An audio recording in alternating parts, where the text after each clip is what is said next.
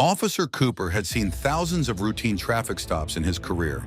Tonight's speeding violation seemed ordinary enough, until he noticed the circular mark on the driver's arm and her eerily familiar smile.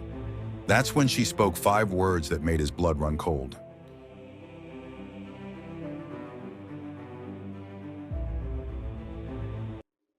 The night started like any other for Officer James Cooper. The streets of Cedar Grove were quiet, illuminated only by streetlights and the occasional passing car. Cooper settled into his usual spot, a shadowy stretch of road where speeders often let their guard down. The autumn chill had kept most people indoors, making his patrol particularly uneventful. His mind wandered to his old partner, Sarah. 6 months had passed since she'd gone undercover, and the night shift wasn't the same without her quick wit and endless supply of terrible jokes. They'd been partners for 3 years, and he still caught himself turning to share observations with an empty passenger seat. Their last few cases together had been intense, a string of drug-related homicides that had ultimately led to her undercover assignment. The radar gun's sudden beep jolted him back to attention. A sedan was approaching at high speed, 20 miles over the limit. Cooper straightened up, watching as the car's headlights grew larger in his rearview mirror. In this quiet neighborhood, such blatant speeding was unusual. The vehicle's erratic movements suggested something more than just a rushed driver. He pulled out smoothly, flicking on his lights. The sedan continued for a moment before finally pulling over to the shoulder. Something about the driver's delayed response raised the first red flag in Cooper's mind. The car had drifted slightly before stopping, as if the driver was distracted or hesitant. As he approached the vehicle, his training took over. The dome light revealed 2 occupants, a woman behind the wheel and a muscular man in the passenger seat. Cooper's gaze caught on the man's neck tattoos, but what really set off his internal alarm was how the passenger's hand hovered near his waist. The man's eyes tracked Cooper's every movement through the side mirror. Cooper maintained his professional demeanor, keeping his voice steady as he requested the driver's license and registration. The woman's calm seemed oddly out of place for someone who'd been driving so recklessly. Most speeders showed some signs of nervousness when pulled over, but not her. Her hands didn't shake as she reached for her documents. Her voice didn't waver. As she reached for her documents, her sleeve rolled up slightly. That's when Cooper saw it, a circular mark on her forearm. The sight hit him like a physical blow, sending his mind spinning back 6 months. The intricate design was unmistakable, even in the dim light. He was suddenly back at Murphy's Diner, sharing a late-night coffee with Sarah before her undercover assignment began. She'd rolled up her sleeve to show him the same mark, the symbol of the gang she was about to infiltrate. The memory of her voice came rushing back with crystal clarity. The diner had been nearly empty that night, the fluorescent lights casting long shadows across their booth. "Cooper," she'd said, her usual playful tone replaced by something more serious. "If I ever tell you I've lost my way, it means I need help, even if I'm smiling when I say it." She'd made him promise to remember those exact words, insisting it could be important someday.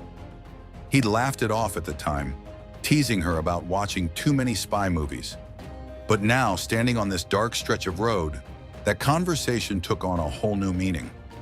Every detail of that night came flooding back, the coffee growing cold between them, the distant sound of dishes clinking in the kitchen, the way Sarah had seemed both excited and apprehensive about her upcoming assignment.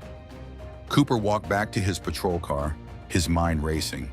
The excessive speed that seemed calculated to get pulled over, the passenger's suspicious behavior, the mark on her arm. It was like pieces of a puzzle were falling into place, but the picture they formed was deeply troubling. His instincts screamed that something was very wrong with this situation. He ran the license through his system, buying time to think. The photo didn't match the driver's current appearance. Her hair was different, her makeup changed. But there was something achingly familiar about her mannerisms, the way she held herself, the way her fingers drummed lightly on the steering wheel, a nervous habit he'd seen countless times during stakeouts.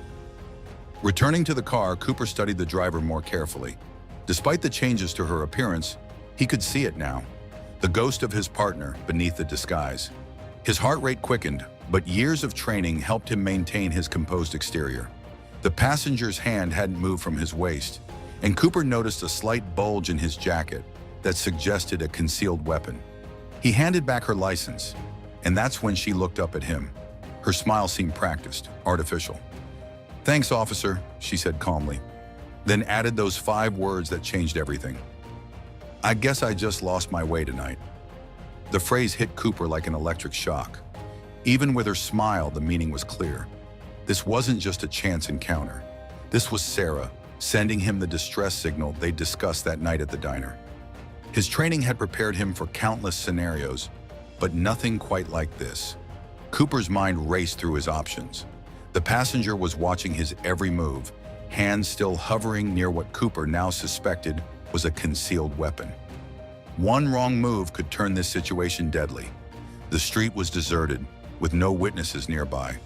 Whatever he did next would have to be carefully calculated. He kept his voice casual, asking them both to step out of the vehicle for a routine check. As they complied, he smoothly keyed his radio, using the code for an officer in distress. It was a signal that would bring immediate backup without alerting the suspects. His fingers moved automatically, muscle memory taking over as he maintained his outward calm. The next few minutes felt like hours. Cooper engaged them in casual conversation about their destination, all while positioning himself to maintain tactical advantage. He noticed the passenger growing increasingly agitated, his eyes darting between Cooper and the surrounding darkness. When the first response vehicle appeared in the distance, the passenger's hand moved toward his waist, but Cooper was ready. Before the man could draw his weapon, 3 patrol cars had surrounded the vehicle, their lights painting the scene in flashing red and blue. The passenger found himself staring down multiple service weapons before he could make his move. In the chaos that followed, Cooper caught a glimpse of relief washing over Sarah's face as her captor was subdued. Later that night, in the safety of the precinct, the full story emerged.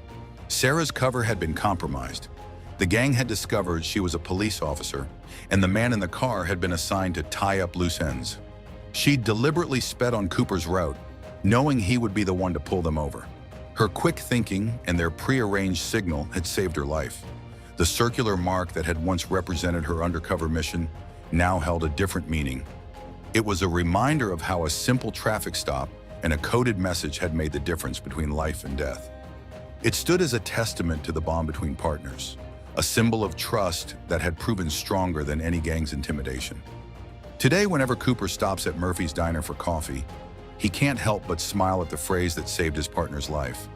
Losing your way had become their private signal, a reminder that sometimes the most important messages come in the simplest packages.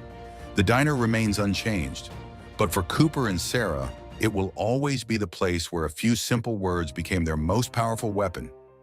What would you do if you had to send a distress signal to someone without alerting the dangerous person next to you?